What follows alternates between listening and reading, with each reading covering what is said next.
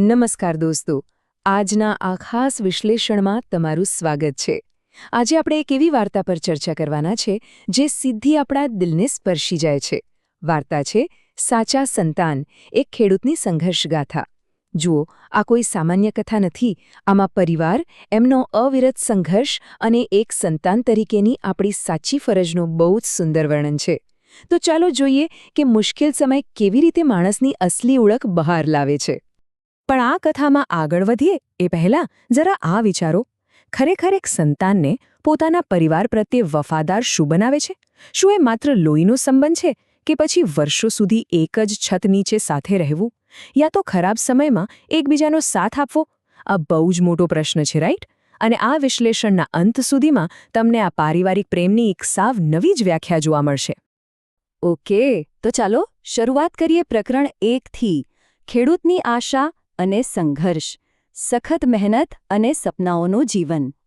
તો કથાની શરૂઆત થાય છે એક નાનકડા સુંદર ગામના એક અત્યંત મહેનતુ ખેડૂતથી. હવે આ ખેડૂત ગરીબ જરૂર હતો, પણ એ ખુદદાર હતો. કોઈની સામે હાથ ફેલાવવાને બદલે એણે પોતાના ખેતરમાં જમીન સાથે જમીન થઈને અથાક મહેનત કરવાનું પસંદ કર્યું. એનું બસ એક જ લક્ષ્ય હતું, પોતાના પરિવારનું ગુજરાન સારી રીતે ચલાવવું. અને તમને ખબર છે, પરસેવો પાડીને જે કમાણી થતી એમાં એને ગજબનો સંતોષ અને ગર્વ હતો. અને અહીં આ નંબર 3 બહુ મહત્વનો છે. આ ખેડૂતની આખી દુનિયા આ 3 સંતાનોની આસપાસ જ ફરતી હતી. 2 દીકરા અને 1 દીકરી. આર્થિક પરિસ્થિતિ ભલે ગમે તેવી ખરાબ કેમ ન હોય, પણ આ પિતાએ મનમાં એક ગાંઠ વાળી લીધી હતી કે બાળકોને તો ભણાવવા જ છે. પૈસા નહોતા, છતાં એણે 3ને ગામની શાળામાં મૂક્યા. આ બતાવે છે કે એક પિતા પોતાના બાળકોના ભવિષ્ય માટે કેટલો મોટો ત્યાગ કરી શકે છે. હવે સમય આગળ વધે છે. પ્રકરણ 2, બાળકોના નિર્ણયો અને બદલાવ, સમયનું પસાર થવું અને બદલાતા રસ્તાઓ. હવે જરા આ ઘટનાક્રમ પર નજર કરો. બધું કેવી રીતે બદલાય છે. સૌથી પહેલાં મોટા દીકરાએ 10મું ધોરણ પૂરું કર્યું અને અભ્યાસ છોડીને સીધો પિતા સાથે ખેતીમાં લાગી ગયો. પિતાને થયું, હાશ, હવે થોડી મદદ મળશે. પછી શું થયું? દીકરી મોટી થઈ એટલે ખેડૂતે ઉધાર પૈસા દીધા, દેવું કર્યું અને દીકરીના ધામધૂમથી લગ્ન કરાવ્યા. આ એક બહુ મોટો આર્થિક બોજો હતો. અને પછી નાના દીકરાનો વારો આવ્યો. એણે પણ 10મું તો પાસ કર્યું, પણ ભાઈ, એને ખેતીમાં જરાય રસ નહોતો, એટલે કામ શોધવા સીધો શહેરમાં ઉપડી ગયો. એટલે સમજો છો ને, અહીંથી જ દેવા અને આર્થિક ભીંસની શરૂઆત થઈ ગઈ. દીકરીના લગ્નનું દેવું તો હજુ માથે જ હતું, અને ત્યાં મોટા દીકરાની ઉંમર પણ થઈ ગઈ. હવે એક આશાવાદી પિતા શું કરે? એણે ફરી એકવાર લોકો પાસેથી ઉછીના પૈસા લીધા અને મોટા દીકરાના લગ્ન કરાવ્યા.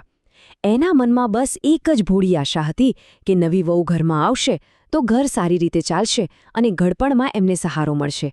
મતલબ કે પિતાએ પોતાના ખુદના ભવિષ્યની ચિંતા કર્યા વિના દીકરાની ખુશી માટે બધું જ દાવ પર લગાવી દીધું. પણ પછી જે થયું એ ખૂબ જ દુઃખદ છે. પ્રકરણ 3, એકલતા અને નિરાશાનો સમય, વૃદ્ધાવસ્થાની કઠોર વાસ્તવિકતા. હવે આ જુઓ, આ તફાવત ખરેખર હચમચાવી દેવો છે. થોડો સમય ગયો અને મોટા દીકરા અને વહુના મન બદલાયા. એમણે સાવ સ્વાર્થી બનીને વૃદ્ધ માતાપિતાને ત્યાં જ મૂકીને શહેરની જગમગતી દુનિયામાં જવાનો નિર્ણય લીધો. અને બીજી બાજુ, જે પિતાએ પોતાનું સર્વસ્વ આપી દીધું હતું, તે અને તેની પત્ની હવે આ મોટી ઉંમરે પોતાના જ ઘરમાં સાવ એકલા અને નિરાધાર થઈ ગયા. વિચારો, શહેરની રોશની સામે એક પિતાનું નિસ્વાર્થ પ્રેમ હારી ગયો. બહુ દુઃખદ છે આ. અને આ વસ્તુ આપણને દેખાડે છે કે વૃદ્ધાવસ્થા કેટલી ક્રૂર હોઈ શકે છે. આ ખેડૂતની હાલત હવે સાવ કફોડી હતી.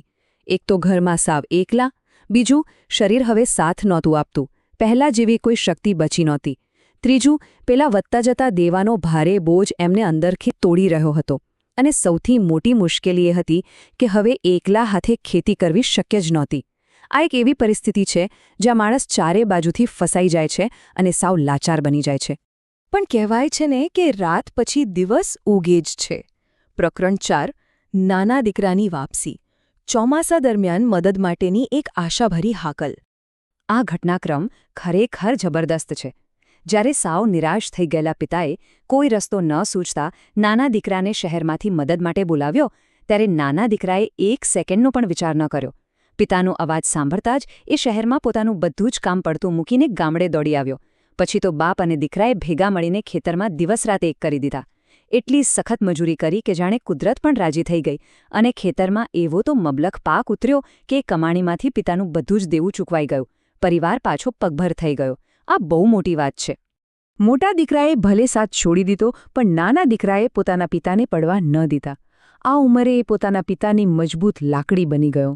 એના આવવાથી પરિવારમાં ખોવાયેલો આનંદ અને શાંતિ પાછા આવી ગયા. જુઓ, એક સાચા સંતાનના નિર્ણયે આખા પરિવારનું ચિત્ર કેવી રીતે બદલી નાખ્યું. આ જોઈને ખરેખર દિલમાં એક ગજબની શાંતિ મળે છે. તો સૌથી અગત્યની વાત એ છે કે આ બધું આપણને શું શીખવે છે. પ્રકરણ 5 વાર્તાનો સાચો બોધ, પારિવારિક ફરજ અને નિષ્ઠાને સમજવી. આખી વાર્તાનો સાર આ એક વાક્યમાં સમાયેલો છે. જે છોડીને ચાલ્યા જાય એ આપણા નહીં, પણ જે તમારી એક હાંકલે આવીને પડખે ઊભા રહે એ જ સાચા સંતાન. ખરેખર સંબંધો ક્યારે માત્ર લોહીથી નથી બંધાતા, પણ મુશ્કેલીના સમયે સાથ આપવાની ભાવનાથી બંધાય છે. મોટો દીકરો સાથે હતો પણ સ્વાર્થ માટે છોડી ગયો, જ્યારે નાનો દીકરો દૂર શહેરમાં હતો છતાં એક અવાજે દોડી આવ્યો. બસ આ જ સાચો પ્રેમ છે અને આ જ ખરી ફરજ છે. અને આ વિશ્લેષણ પૂરું કરતા પહેલાં એક સવાલ છે જે આપણે સૌએ પોતાની જાતને પૂછવાનો છે. શું આજની આ ફાસ્ટ ફોરવર્ડ જિંદગી, શહેરોની આ ચમકદમક અને આરામદાયક સગવડો આપણને એટલા આંધળા બનાવી રહી છે કે આપણે એ માતા પિતાને જ ભૂલી જઈએ છીએ જેમણે આપણા માટે પોતાનું આખું જીવન ઘસી નાખ્યું? આ ખરેખર વિચારવા જેવો પ્રશ્ન છે. અને યાદ રાખજો, સંબંધોની અસલી કસોટી હંમેશા સમય જ કરે છે. તો દોસ્તો, આજના આ સત્રમાં મારી સાથે જોડાવા બદલ તમારો ખૂબ ખૂબ આભાર. ફરી મળીશું એક નવા અને રસપ્રદ વિશ્લેષણ સાથે.